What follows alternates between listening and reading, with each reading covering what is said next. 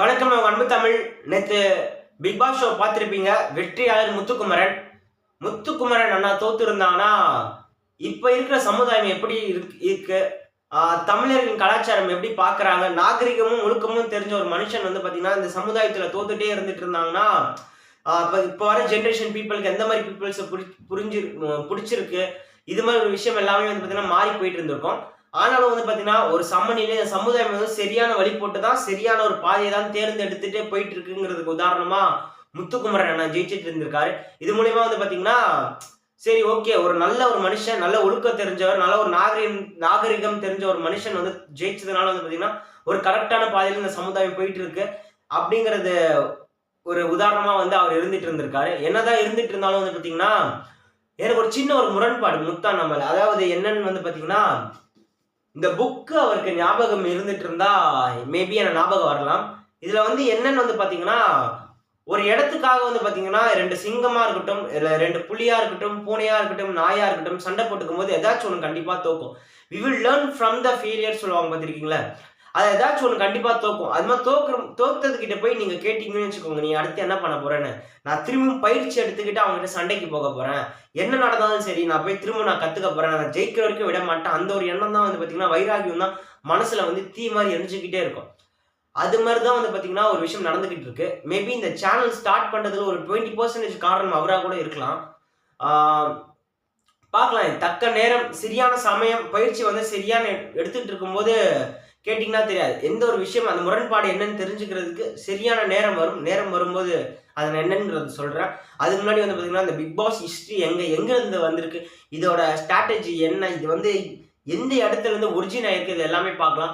First இந்த big பாஸ்ங்கிறது original பார்த்தீங்கன்னா big brother கிட்ட இருந்து தான் பார்த்தீங்கன்னா இந்த ஷோ பிக் பாஸா மாறி இருக்கு. இந்த பிக் பிரதர் ஷோ எங்க நடத்திட்டு இருந்தாங்கன்னா நெதர்லாண்ட்ல பாத்தீங்கன்னா டச் பகுதியில் பாத்தீங்கன்னா கிட்டத்தட்ட ஒரு 8 சீசன் நடத்திட்டு இருந்தாங்க. இந்த ஷோவை கிரியேட் பண்ணது யாருன்னு பாத்தீங்கன்னா ஜான் டி மோல் ஜூனியர். இவர் தான் பாத்தீங்கன்னா இந்த ஷோவை கிரியேட் பண்ணியிருக்காரு. இவர் இந்த ஷோவை கிரியேட் பண்ணதும் சரி, இவர் இந்த ஷோவை டைரக்ட் பண்ணதும் சரி, நெதர்லாண்ட்ல இவர் தான் ஷோவை கிரியேட்டும் பண்ணியிருக்காரு, டைரக்டும் பண்ணியிருக்காரு.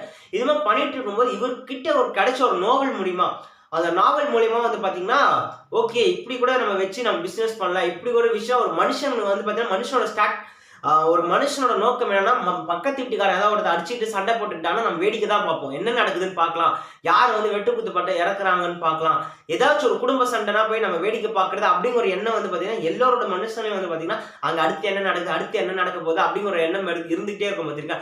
அந்த விஷயத்தை தான் பாத்தீங்கன்னா இந்த பிசினஸ் ஸ்ட்ராட்டஜி எடுத்துக்கிட்டு அவர் ஜான் டி மோல் ஜூனியர் ஏதோ ஒரு புக்ல நாவல்ல படிச்சுக்கிட்டு அந்த விஷயத்த நெதர்லாண்ட் பாத்தீங்கன்னா நிறைய செட் ஆஃப் பீப்புள்ஸ் மீன்ஸ் எப்படி மீன் பண்றேன்னா ஒவ்வொரு இடத்துல இருந்த ஒரு பணக்காரனா இருக்கட்டும், ஏழையா இருக்கட்டும், மிடில் கிளாஸ் ஃபேமிலியா இருக்கட்டும், சாப்பாட்டு வழி இல்லாதவங்களா இருக்கட்டும், எப்பவுமே சாப்பாடை சிந்தி சாப்பிட்ற இனமா இருக்கட்டும், அதுக்கப்புறமா பாத்தீங்கன்னா ஸ்லம் ஏரியா பீப்புளா இருக்கட்டும், ஹை ஏரியா பீப்புளா இருக்கட்டும், ரிச்சஸ்ட் மேனா இருக்கட்டும், எல்லோருக்கும் சமமான வாய்ப்பை வழங்கி எல்லாரையும் ஒரே இடத்துல ரூம்ல போட்டு அவங்களுக்குள்ள இருக்கிற அந்த கேரக்டர், அவங்களுக்குள்ள இருக்க அந்த எமோஷன்ஸ், அவங்களுக்குள்ள இருக்க அந்த சைக்காலஜி பிஹேவியர், சில பேருக்கு நச்சரிச்சுக்கிட்டே இருந்தா பிடிக்கா, சில பேருக்கு தொண பேசிக்கிட்டே இருந்தா பிடிக்கா, அப்புறம் சில பேருக்கு யார் தொண பேசுறாங்க அப்படிப்பட்ட கேரக்டர் உள்ள போட்டு இன்வால்வ் பண்ணிட்டு அவங்களுக்குள்ள சண்டை மூட்டி விடுறது. அப்போ அவங்க எப்படி தப்பிக்கிறாங்க, இந்த சிச்சுவேஷன் எப்படி ஹேண்டில் பண்றாங்க, இது ஒரு சோசியல் அவேர்னஸா பண்ணிட்டு இருக்காங்க அப்படிங்கறத மீன் பண்ற மாதிரி இருந்தாங்க. இது மூலியமா நிறைய ஒரு ஆடியன்ஸோட பேக்கப்ல பாத்தீங்கன்னா நிறைய ஆடியன்ஸ் இருக்காங்க இந்த ஷோக்காகவே. கிட்டத்தட்ட ஒரு 13.6 பில்லியன்ஸ்